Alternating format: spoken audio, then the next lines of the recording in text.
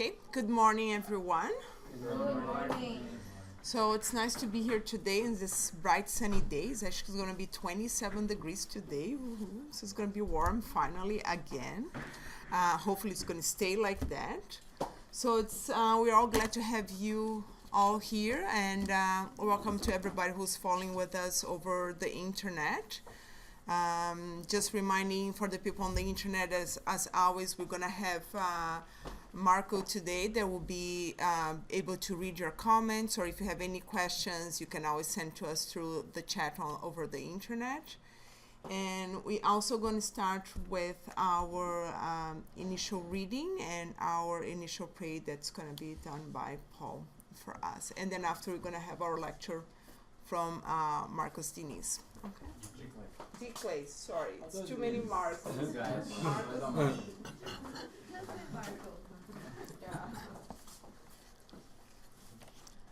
Decalogue of good cheer. Difficulties?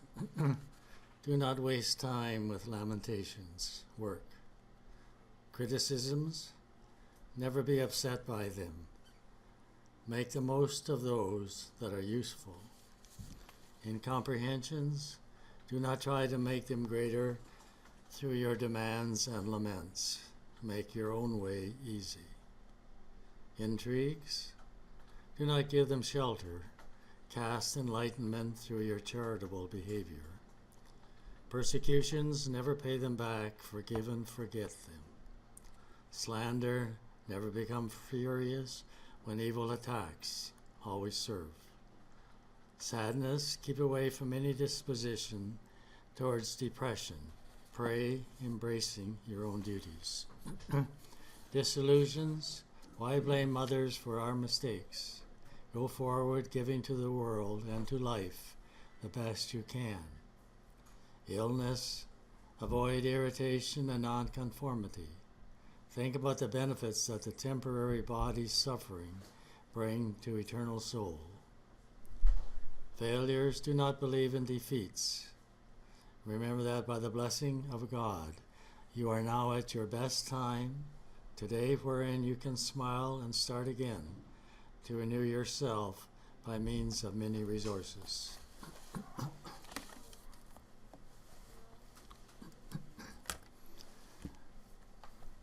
God our Father, Jesus our guide, and all the good spirits who come each week at this time to join in our efforts to learn and improve and grow.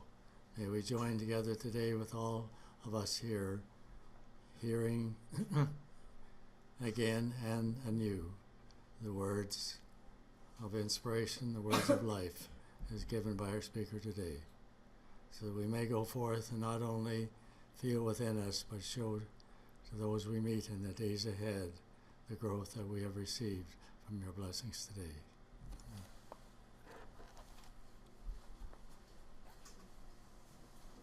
Thank you, Paul. Good morning, all. Good morning. Good morning. There's a problem with Marcos D as well, right? Because so you may need to call D1, D2. That would work. D1, D2. So welcome everyone who are also joining us through the internet. It's great to see some familiar faces back after a while. And today we prepared, with the best of our ability, a spiritual banquet for us. And we have 3 main courses and a dessert, but obviously spiritual. There's no lunch and learn today. Lunch and learn is 2 weeks from now, actually with us, right? With Susana Simões from Florida, so 2 weeks from now, so don't miss it. So today there's no food, but it's spiritual food to our souls.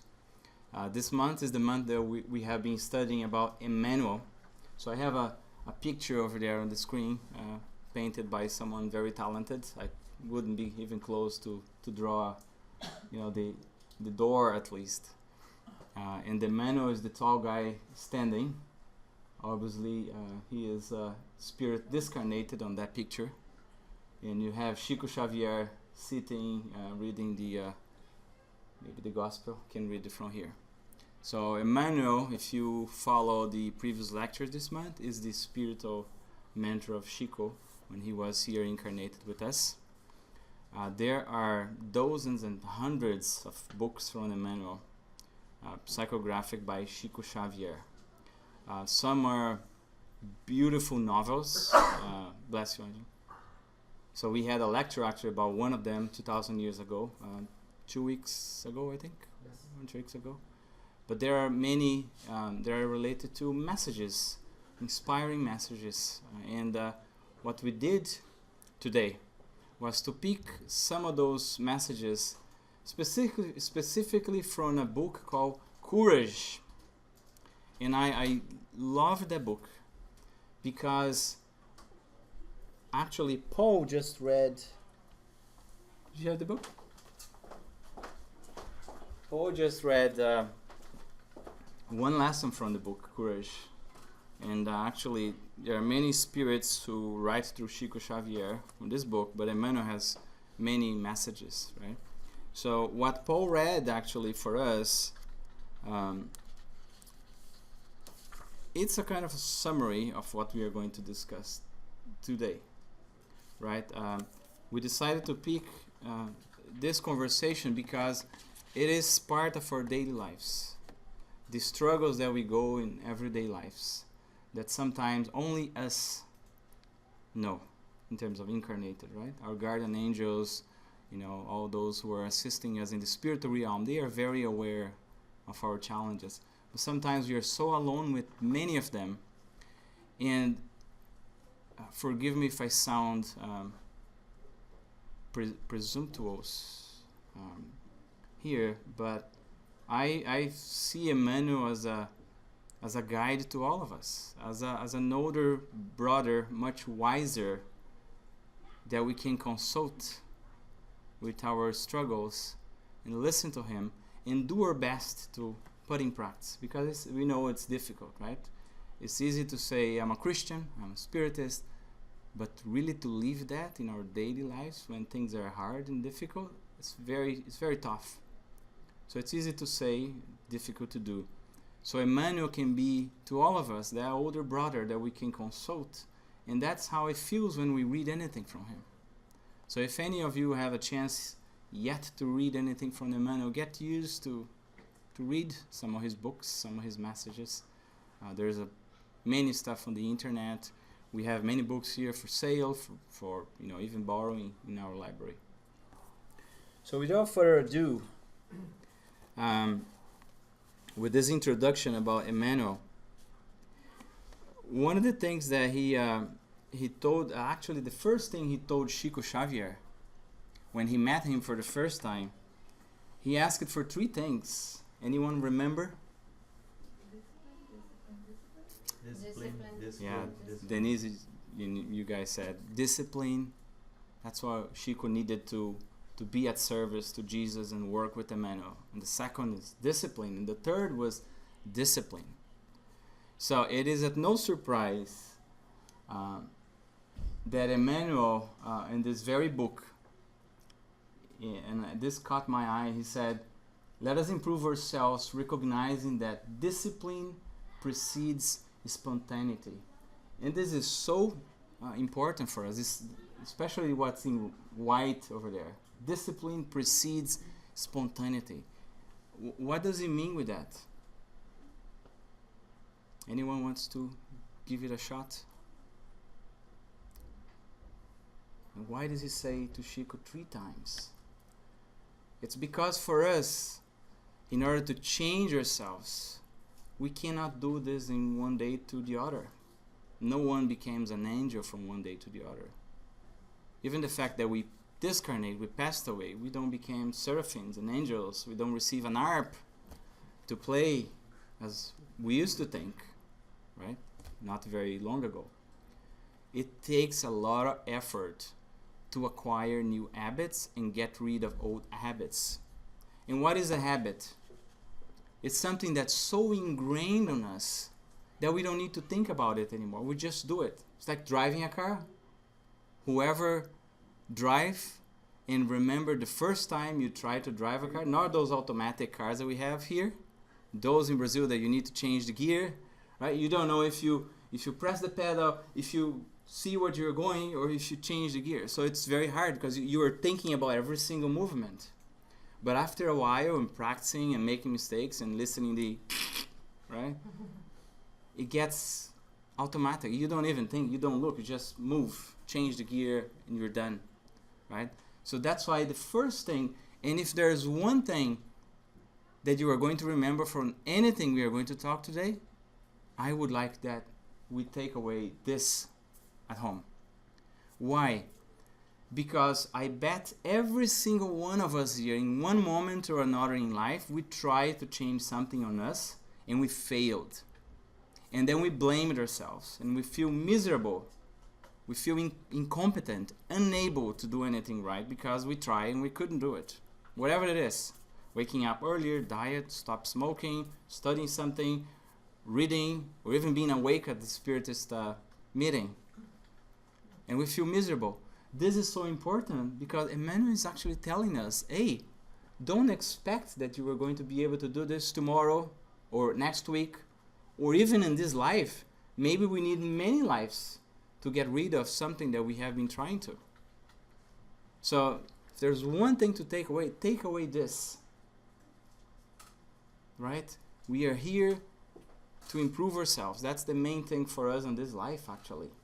To return to a real home, to the spiritual realm, better than we here arrive. And it will take a lot of effort.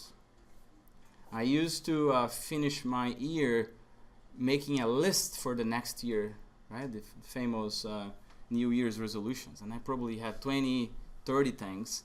I didn't get any done. So then I got real. I said, I'm going to pick one. And even that one, it's taken me years. One thing, right? So don't feel bad if you fail. But let's be realistic. Let's narrow what we want to change in ourselves. This is actually the main thing for us. It's not even the first main course that I told you, actually. We are getting there.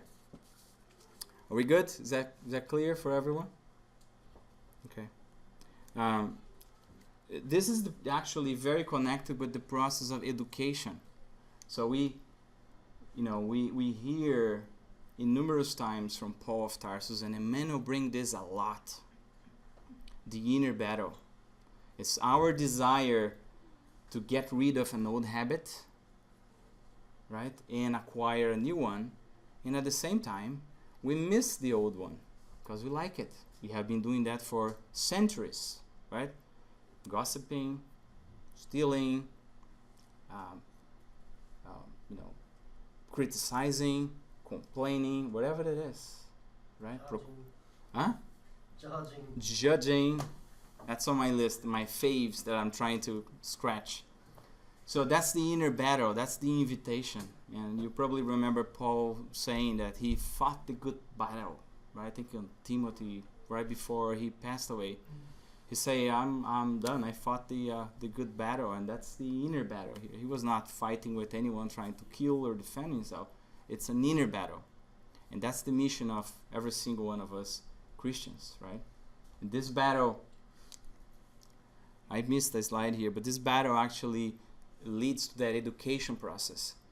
On the Spirit's book, Allan Kardec actually say, education is actually the process of acquiring new habits. That's education. It's not only educating your brain, right? But our hearts, our souls. That's why this is so important to every single one of us. Now, let's look at some of the struggles and challenges that we go. And I only have 3 today. Because if you remember the initial message, he was a decalogue, right? Is that? There was this, decalogue. Decalogue means 10. So I said, I'm not going to pick 10 because it's too much. So maybe 3, right? And starting with the first one here. So I even acknowledge over there. There's 4. We are on the number 1, so everybody knows where we are. So the time to go home. Tedium, right? And that's actually one of the messages in this book. And I I am pretty sure that many of us already felt that in life, tedium or a kind of emptiness. And those of you who are teenagers, and I see many of them here, right? Some are teenagers, have been teenagers for a longer time than others. But the teenagers are masters in saying, I'm bored. Right? I'm bored. It seems that there's an expectation from us, parents or friends, that we need to keep them entertained 24/7. Here it is, and the cell phone, and a toy, and a game, and a food, and this, 24/7. Which is not actually a good way of raising them with that high expectations, right? And I was in the internet the other day and I saw a lady that created the boredom jar. So when her kids came to her, said, I'm bored, he grabbed the jar, pick a paper, and one of the paper is take the garbage out, cut the grass, swipe the floor, feed the dog. So that's the boredom jar. I just loved it, right? Yeah, I know. So I'm going to prepare one of those at home. Kidding. But it's not only the teenagers, we feel bored in life, right? How many, very rich people that accomplish everything in life, they get to one point and they say, what's next? Right? After working so hard in the entire life, and at the end they are alone with money that they can do everything and they are not happy. And we see some of them committing suicide. And, even actors, right? Not very long ago, we saw a very famous, very funny, sound like a very happy guy and committed suicide, right? It's an emptiness. And we carry that in many lives. Maybe in many occasions, maybe even this week, we caught ourselves in that situation, right? Bored or feeling lost or emptiness. Or, saw some statistics on the internet. I'm not sure if this is right, but 20% of people in Canada had or will have depression in one moment in their lives. I actually thought it could be even higher from what we see, right? Especially in Canada, with teenagers, statistics of suicide extremely high. So why is that? Right? With all the comfort and resources and support that we have in this country, we have so many people depressed, thinking about suicide. Something is wrong, right? And I think the core of it is that we are so self-centered, right? And in one moment or another, we realize that that's not what means to be happy. That's not the meaning of our lives and this planet. Sooner or later, we all wake up for that, right? So the book talks about this because we need courage to realize that and to make a change. Because it's easy for us just to, lock ourselves, put our heads down, settle, and blame others, right? Back to Angela's point on judging, right? Blaming is always very, very close. I am like this because my family did that, or because the government, because my boss. We blame everyone, we close ourselves, and we basically waste our times, waste the opportunities in life. So we prefer, because of pride as well, lock ourselves down, feeling depressed, instead of face the reality that we may have made mistakes, bad choices, which make us realize that we are not perfect. And that hurts our pride, because we feel, in many cases, that we are so good that we need to do things right 100% of the times. We don't allow us to fail. And when we failed, we just, dig inside ourselves and lock, and we avoid facing the reality, right? And if you remember, Jesus has forgiven everyone. Those who killed him, those who spit on his face. So, giving us an example that we should forgive ourselves. Right? We'll talk more about this. And the other thing is that because we are so self-centered, we lost perspective of life. We are living in Canada, many of us have a job, we have a house to go at the end of the day, we have food on the table, we can walk, we are talking here, we can listen, we can see. We take all of that for granted because we don't have in our faces every day someone who is starving, kids crying because they don't have anything to eat, or someone who cannot walk, or someone who cannot listen, or someone who doesn't have peace, is all the time frightened that a bomb may just destroy their houses and kill them. We take all that for granted. So we lose perspective. We think that we are the worst of the worst and our situation is so miserable that we deserve pity, right? So we are so self-centered that we don't see these things. And we have so many things to be thankful every day to God that it's an habit. That in itself it's a habit that is so important, right? Instead of looking at what we don't have, start looking at what we do have and why we do have. Why in this very moment there are people in hospitals suffering, right? And why we are here with all the resources that we need to be at service to Jesus, to God, to our neighbors, right? There is obviously a reason. It's not for free, for granted. There's an objective. We ask it for it, right? So that's the second thing that actually make us dig on this Tidion, right? And Tidion, emptiness, that kind of thought really leads to sadness, depression, even suicide and other things, right? It always starts in our minds. So sadness, Emmanuel was talking about this, but we went to a bit deeper to see where that came from. It actually came from Paul. And he talks about two types of sadness. One that can lead us to something good, but there's another one which is very destructive that we need to avoid, right? The sadness, as we were talking about, we don't like making mistakes. So there's a sadness that we screwed up. I don't feel good about it. Obviously, we don't want to make mistakes. We don't want to. We are trying to do the right things. So we feel sad that we hurt someone.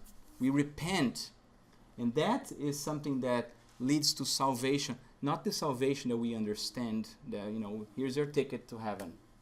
Salvation really means to transform ourselves, to do our inner transformation.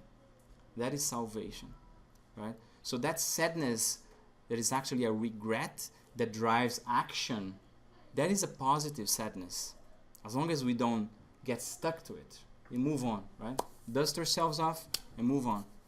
But there is a dangerous kind of sadness, which is the worldly one.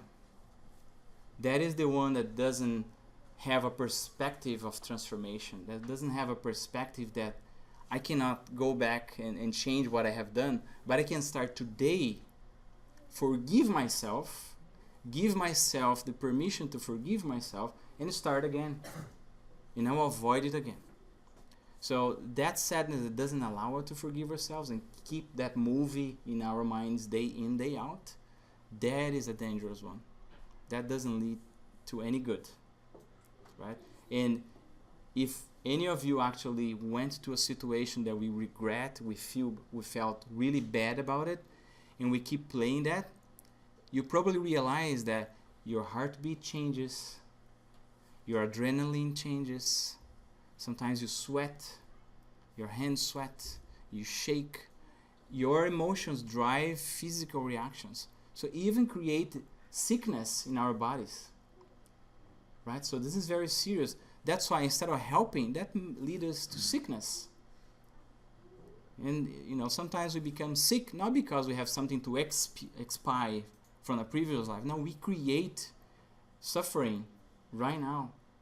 And many of our sufferings came from our minds. So let's watch whenever we are sad. Let's ask ourselves, what kind of sadness is this? Am I regretting? Am I repenting? And what can I do to avoid it again? Or I'm just on that blaming cycle that is going to be more negative to me, to my family, to those around me. If it's that earthly, that is pride. So we gotta swallow and say, I'm not perfect, and I make mistakes a lot. So I'm going to continue and try not to do it again. Right? So Emmanuel says that our minds is the living home where each of us live according to our thoughts. So we create our reality based on our minds. And for those who ever participate in mediumistic meetings, we see so many spirits that they believe that they are in their homes or they are in a prison and people are torturing them. So they create their reality in their minds and they suffer. They are creating their suffering. So sometimes we do that while we are still incarnated. Right? Because we are there playing victims because of pride. So let us allow us to say, yeah, I screwed up. I do that because I'm not perfect. I'm not Jesus Christ. Right? That's the only perfect spirit that we know that he incarnated on earth. And he's not back. We are not him. So we are going to make mistakes. That's a good start for us, right? Whenever we are feeling that emptiness. And that emptiness, it's something that we need to leave ourselves and look around.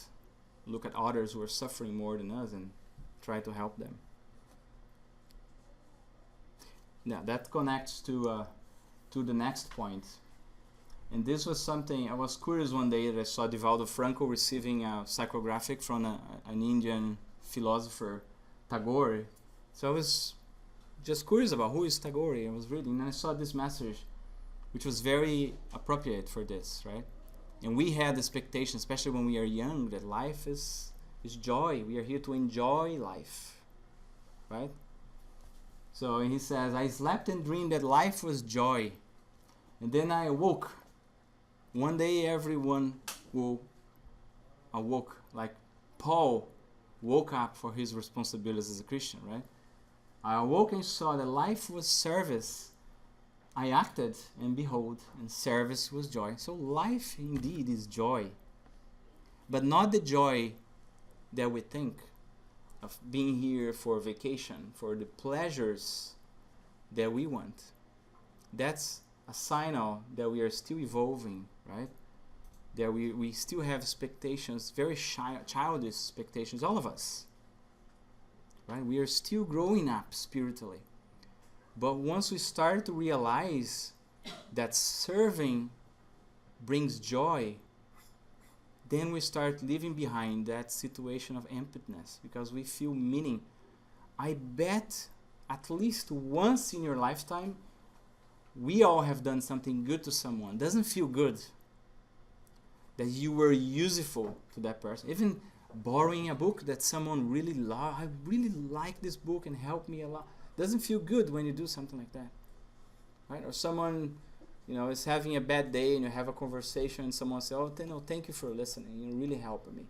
It feels good. It's like a cycle. It's like a natural cycle because it's part of who we are. We are made to serve, and we just keep blocking that cycle because of selfishness, because we wanted to be served. It's like a marriage, right? The two people married and one expects the other to serve them. I'm going to be happy if my wife does that to me. Or I'm going to be happy if my husband does that to me. If each of them realize that to be happy, you need to make the other person happy, then things transform. Right? Sandra Musi posted on the website, Facebook, it's giving that we receive. That's it. It's in our daily lives, right? And as an habit, you have to repeat. The more you repeat, the more it becomes a habit until it becomes natural. As Emmanuel said, right? We need discipline at the beginning until it becomes natural. You don't think to serve. You just serve. You see a garbage on the floor, you grab it. Simple things. This is being a Christian. We don't need to be in a church, in a pedestal. Being a Christian is to serve every single moment. What did Jesus do when he was here? Served every single moment. And many of us and the disciples were expecting him to be the king and served. He said, no, I didn't came from this. I came to serve. So if he came to serve, what we would expect? Obviously, it's to serve. That's happiness, right? So I love this message, because this is how we reach out happiness in life, by serving others, leaving our shell, right? That we lock ourselves, leaving ourselves and serving the others. It's very powerful. So in terms of the examples of Jesus, who can guess which parable is this? Good Samaritan. Yes. So there was a man who was robbed and, beaten up, left in the road, and then a Samaritan who was someone like despised by Jewish people at that time. He looked at the man and he felt compelled to help. I don't care about his religion or who he is. I never saw this man, but it's my brother. Isn't that a Christian thinking? Right? It's my brother. So he took the man, he gave him water, he took care of his wounds, took him to an inn, to a hotel, paid the hotel for that day, and had someone to see him and take care of him. And when he left, he paid, say, I'm paying a few days extra, please take care of him, give him food, here's the money, and left. Right? So that is service. No interest whatsoever. He just wanted to serve for serving. That's where we want to be, right? And that's where we find happiness. We find meaning. That when we see people in a situation worse than ours, we start appreciating what we have. When we put food on the table, that we usually complain, I don't have this, I don't have that, it's salty, it's this and that. So thank you that I have food today. Right? Why do I have food today? It's for me to do something good with my energy, not to waste, right? The second part is we all want to make a difference in the world. In one point or another in our lives, we start questioning ourselves. So why do I have all the resources that I have? Why do I have the intelligence? Even it's little like mine, I have a meaning for it. Why do I do with it? Why do I have the health that I have, family in my house? What is the meaning? What's my objective in life? And we think about doing something really great, right? And being someone famous, and pride speaks up. Until we realize that inner transformation, that's the meaning, right? We are here to improve ourselves and to serve others along the way. So this actually helps us to start leaving all that emptiness behind, as we saw, as we discussed, right? To live to serve. And personal experience, when you realize that you want to serve, you want to do stuff like crazy, you want to make a difference in people's lives, and sometimes we forget that's inexperience, right? Sometimes we start serving people and you want to make a difference in the world, but you forget the basics. You forget yourself, and you forget those that are living within the four walls of your house. There are many, men on the roads, there are many opportunities for the Good Samaritan within our homes, within our families, our kids, our husbands, our parents. So we neglect that to serve the world. How can that be? How can that be? I'm not saying that we need to stop and put the family as the single objective of service. No, but it's the first step. Emmanuel says that our family, our homes, is the first school that we have. Because that's where we learn the moral values. That's where we learn to serve. That's where we learn to be patient, to accept, to respect, to forgive, not to judge. That's the school. University of Toronto and others and our colleges, and they don't teach that kind of thing there. It's at home, right? So what's the point of being a good Samaritan and at home being a tyrant? Force everyone to do things as you please at any time. No one has a voice but you. Is that being a Christian? No. Right? We are starting to wake up. But we are a bit equivocated on that, if that's the word that actually exists. We are mistaken, right? So we need to pay attention to that. And André Luiz actually on the green light says, how can we expect to serve the world if we cannot be at service for 5, 6, 7, 8 people in our homes? Doesn't work like that, right? So actually my first lecture in the TSS probably 2-3 years ago was this one, Charity from the Inside Out. And I put this because it was a personal wake up for myself, right? So I think not necessarily goes layer by layer here. I think they intersect and it's a bit gray, but we don't want to fool ourselves focusing on the other side. We can't do that. It's really on the core. That's why inner transformation is the core of our mission on earth. And as we start improving ourselves, then we start expanding to our family, to our friends, to our neighbors, classmates, co-workers, and people you don't know around the world. Right? It starts with us, not from there within. Because then we don't know even why we are serving, if it doesn't start with us. Right? Any comments, questions? Marco, anything in the internet? You good? Everybody still awake? Yes. Good. Second course. I'm going to speed up, I promise. Our difficulties, right? This is not a virtue or vice or anything, but Emmanuel said something interesting in this book. He said, he invited us when we read to say, imagine if you are in a school, and in this school, every time it's lesson time, the children are crying. Every single day, day in, day out. The teacher comes to give a lesson, to give them a test, and they cry non-stop. Right? He says, does that make sense? How can that be? Would there be any learning? Or any sane teacher to be on that class? Or will the students learn anything? No, they're going to waste their times. And then he compares our earth, which is actually a school for all of us. And he compares us as those students who are crying non-stop whenever we receive a lesson. Because the difficulties that we have in everyday lives, in our lives, they are not meant to put us down, to make us depressive. They are meant to teach us something. Every single difficulties, right? Sometimes even someone passed away, there's a lesson I need to learn, right?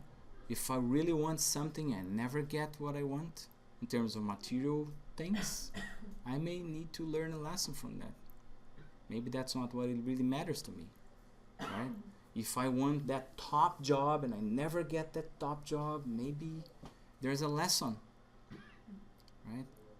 If I'm sick, long-term illnesses, there's something I may need to learn from that.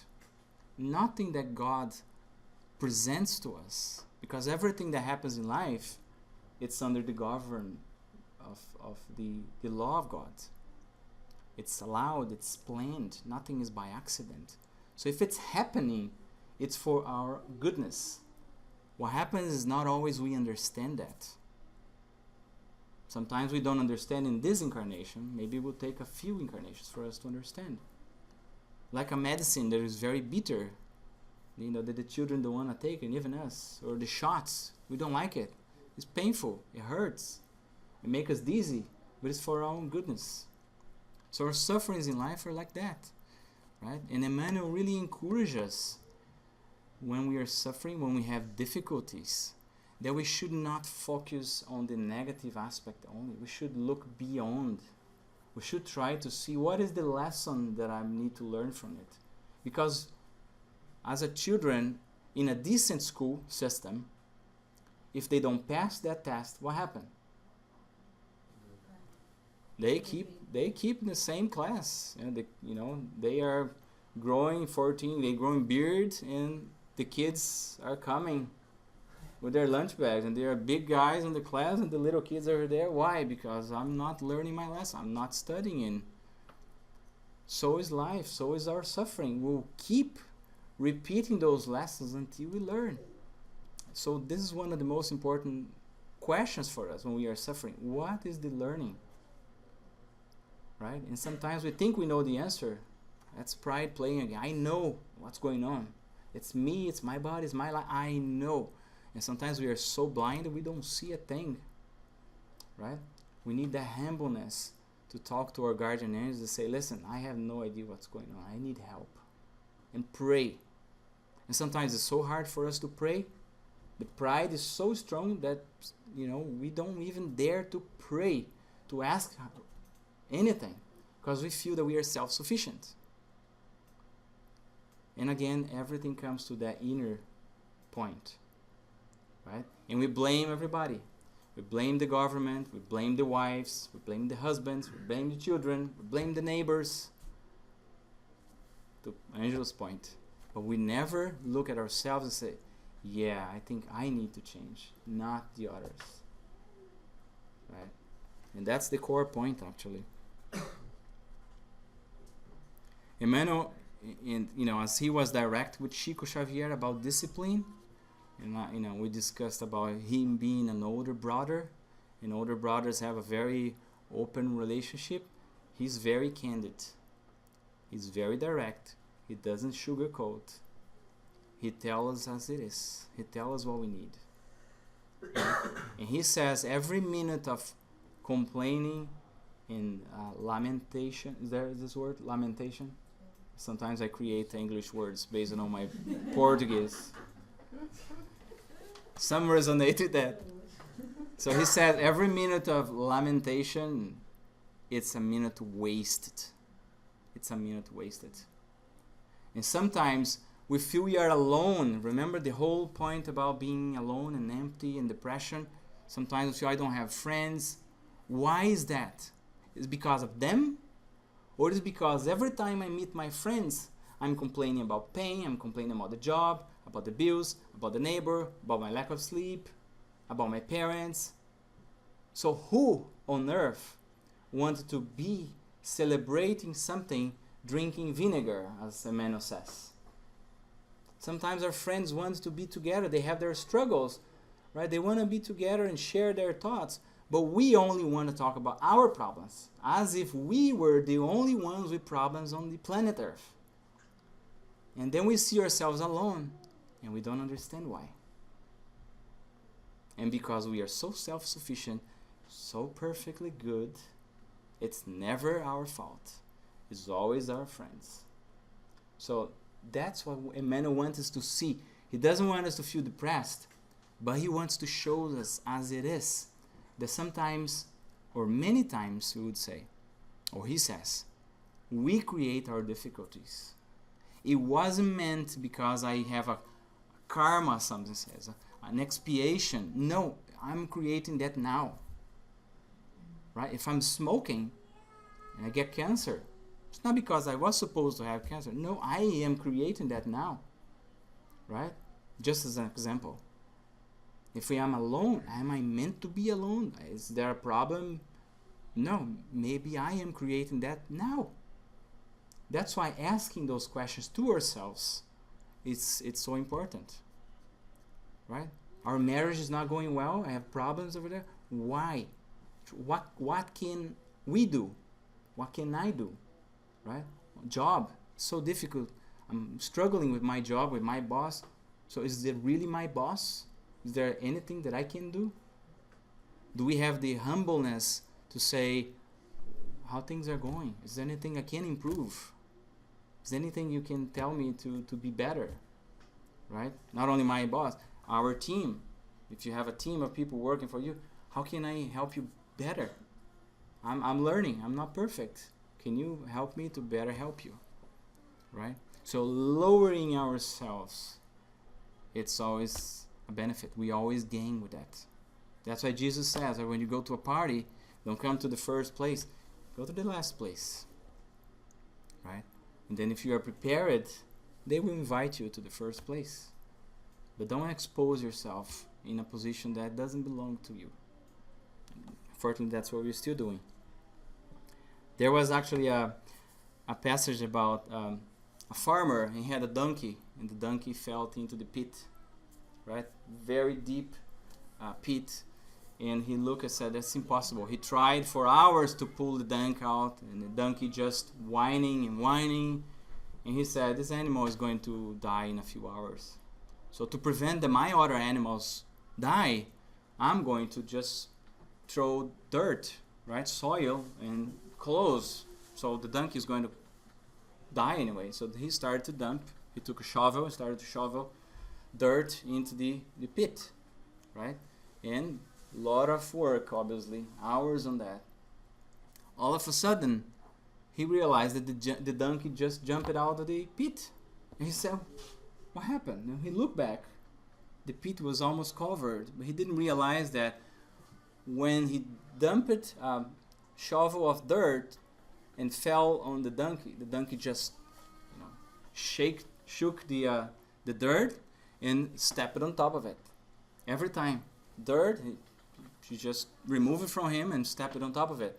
So as more soil was put into the pit, the donkey was going up, was raising. So that's an analogy for us that whenever we have the challenges, these difficulties in life, right, just shake, dust ourselves on. Let's allow ourselves to say, I'm not perfect. And move on. Because those difficulties are not meant to bury us, are meant to teach us something, to make us better. If we start to see that, things are certainly going to change. Like Chico Xavier, right? He had a problem in his eye, and someone once said he was suffering tremendously. And someone said, why don't you ask Dr. Bezerra to cure you, to do something, get rid of it? He said, no, I'm seeing the doctors, I'm taking care as best as I can, but this is actually helping me, right, to remove my imperfections, the imperfections from my soul. So we don't understand that, right? Our diseases sometimes are giving us a warning that we are doing something wrong maybe now, or we have something to expire, something to learn. Right? So I found that very interesting. So it sounds hard, but that's suffering. It's a test, and it's a medicine. It's a bitter medicine for us. And an extreme case that we may think is extreme is St. Francis of Assisi, right? He was once in a rain, freezing rain, with only his little clock over there with little coat, walking for kilometers, and they were almost freezing. And he knocked at the door of a monastery, and he knocked asking for shelter and for something to eat. And another monk came, and he could feel the smell of wine. So the man was completely drunk, and he thought, the monk thought he was a robber, right? Someone to rob and to steal. And he grabbed a stick, like a baseball bat, and started to hit him and his friend. And he told his friend, who was about to react, right, and defend himself, St. Francis said, don't react and don't defend yourself. Let him beat you and rejoice. And I said, what? This is crazy, right? But it was an example for us. I'm not saying if someone is beating us, don't defend yourself, right? Or smile and be happy. I think we are far from it. But his message was, that's what we should do with suffering. We should look for the lesson behind it and learn and humble ourselves. Because for St. Francis, every opportunity for suffering for him was an opportunity to detach himself. Because while the guy was beating him, he was praying for the guy, as Jesus did. So we are very far from that message. But I just wanted to bring that for us to see that if we are suffering, I think we should ask for help if we deserve to rid ourselves from that suffering. But most importantly, that we heal our souls before our bodies heal or before anything else heal. Right?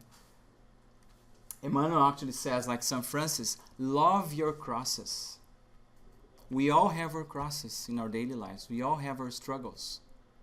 And we should love them. And it's not something crazy as we see in the world that people like suffering and they beat themselves. That's not what we are saying. But if we are suffering for whatever reason, there's a reason for it. Right? If it's something that we are creating, we should try to, obviously, to stop. But if something that is completely out of our control, we should resign ourselves. Right? If you need to go to a doctor, go to a doctor. But don't rebel. Let's not rebel ourselves against God. Because it's the medicine that we still don't understand. Right? We should carry our crosses. Like the little boy over here. Right?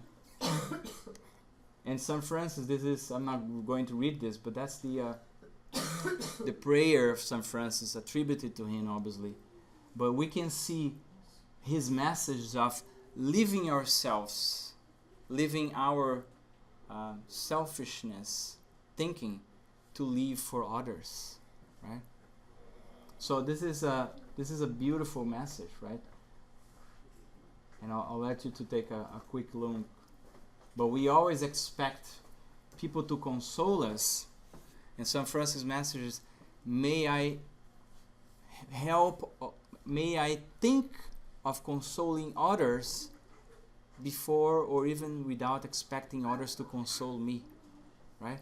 May I think of understanding others without expecting others to understand me, right? May I love others, may we love others, even if we should not expect others to love us.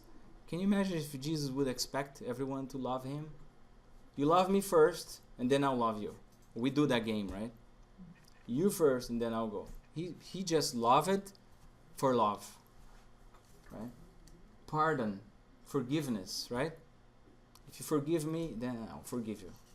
No, he didn't care. I forgive you, right? And if we didn't forgive him, it's our loss. Because the one who do not forgive is the prisoner in its mind. Because our conscience is always warning us when we are doing wrong things. So if Denise did something wrong for me, or if we hurt each other, she forgave me, she's free. But if I didn't forgive her, I am the one suffering. I am the one suffering. She moved on, right? And the message of eternal life, obviously. So this is a beautiful message. And this is worth a lot of reflection from every single one of us, obviously. So very aligned with what Emmanuel is actually telling us, right? And Dr. Alidus, he was here not very far ago, but he actually had a book about this. And he says, when we read this message, we always think externally also, right? Where there is dark, that I bring light. So we think, well, if I'm going to a place where there's darkness of mind and thoughts and actions, may I bring light. And Dr. Alido actually says, we have a lot of darkness in ourselves, in our thoughts. So it's the first place we should bring light is internally. So before we think about applying this to others, we should apply this to us, right? Where there is hatred, let me sow love. How many times we hate ourselves? We don't forgive ourselves. So let's forgive ourselves before we forgive others. Right? The last dish before the dessert is criticism. Right? I think we all masters how good we are with criticism. Are we good? We are masters of criticism, right? We're very easy to criticize others. But how good we are to receive criticism? Not good, right? We don't like to receive criticism. And why is that? One word. You have to speak up. Pride. So people from the internet, they said pride here. Exactly. We are perfect. We don't make mistakes. So when people criticize us, we got the rocks and the sword and the guns and everything. We're ready to fight. What are you talking about? Who do you think you're talking with? Right? So it's really a sign that we don't have spiritual maturity. It's a sign of spiritual sickness. And Chico Xavier, very simple. he says, if someone criticizes you and that is right, what do we need to do? Thank the person. Yeah, more than that, absorb the criticism and transform not into pain, but transform into something useful. Change what they are criticizing because you just acknowledge that they are right. Right? Hey Marcos, you talk too much. You better shorten up. So observe that and change. If they are criticizing you for something that you analyze, there's no sense at all. What do we do with it? It's not true at all. What do we do with it? Garbage. Throw it away and move on. That's it, criticism. We make such a big fuss with criticism. And again, when we are criticized and we are not absorbing this, maybe the person who told us something, they are having fun in a club. They don't care. But we are locked into that criticism day and night at homes. Something that happened at work, your coworker may even realize that he hurt your feelings or criticized you. But we are there at home, locked in that criticism. So it's only bad for us. It's bad for us. So we should humble ourselves and say, does that criticism make sense? Yeah, maybe. So let us do something about it. That a lie has no truth on it at all, just forget about it and move on. Right? The most important thing is it even happens, and happens a lot when we are trying to serve Jesus. And one thing that Emmanuel says is we must not allow criticism to stop us. Never. Right? Absorb, interpret, throw it away or change something, but move on. And how many people, they stop to do what they believe because they have been criticized. Right? Back to the prayer here. If people don't understand us, where is it? To be understood. Don't expect to be understood. Understand their point of view. They don't know that yet. One day they will understand me. But move on. Right? So that's the most important thing. That's why the road here. We must not stop doing what we believe. We must not stop serving because we have been criticized. Okay. And I'm almost done, I promise. That's actually the dessert for all of us. And I found this quite interesting. A set of tools that can help us to arm ourselves or protect ourselves against the darkness of our own thoughts, the darkness that are around us, right? And that's from Paul of Tarsus when he wrote to Thessalonians and Ephesians. But Emmanuel tackles this in at least 5 different lessons across different books. And he tells the churches, the Christians, and us to wear the helmet of hope, the hope of salvation as a helmet, to protect our minds against so many negative thoughts that, there are around from people that we talk to, from what we listen on the radio, right? We Spiritists, we deem to say that everything that is happening with us is actually from an obsessor spirit. It may be, yeah, of course it may be, but we exaggerate, right? If there's 100% of negative influence in our lives, we may say 95% is an obsessor spirit, only 5% is mine. I think we should change that, right? And stop this, because I can control the obsessor spirits. If they are around, what can I do other than pray and trying to improve myself and came for passes? But let's take the action and think about ourselves. Let's change ourselves, right? Faith, obviously, and the salvation, the inner transformation can help us to protect ourselves. Putting the breastplate, right, a cover, shield in your chest of faith and charity to protect our hearts. And we spoke about charity, right? Serving others. That protects us. It makes a big difference on us. And the shield of faith. Because only with faith, if you believe in God, if you believe in forgiveness, you can give yourself, we can give ourselves a chance to start again. We accept that the suffering that we are going through right now is temporary. With our real home is in the spiritual realm. That the suffering that we are going through has a reason. Without that faith, we are very vulnerable. We can't fight our pride, our vices, our selfishness. So, this was a set of tools that I wanted to leave you with before we go home. And the final message is, from the Decalogue of Good Cheer, on failures, right? By the blessing of God, today we are at our best time. For more that we don't like, sometimes how we feel, what we think, today we are at the best point of our lives. We have never been better because we only advance, right? That's what we learn from the Spirit's book. So let's not hate ourselves. Let's give ourselves a chance and let's start. So today we have a great message to start. And I close with what we open, right? Let's make sure we don't give up if we fail. Let's make effort until our discipline every day, trying to make ourselves do something, becomes natural. And thank you, everyone. That's it. I'm sorry I extended a bit.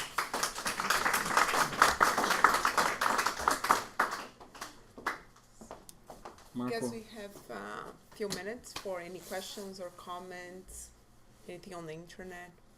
Sandra made a comment about the introduction of the book, but because the chat is so limited here, kind of You lost the message. Yeah. In the Okay. beginning. If she repeats, you catch. Any comments, questions? Comments? Yeah,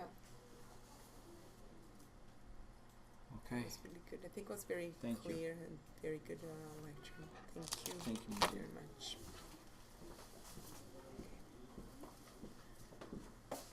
So let's close with our. I'm gonna get ready for the classes now, and just need someone to turn on the lights. And then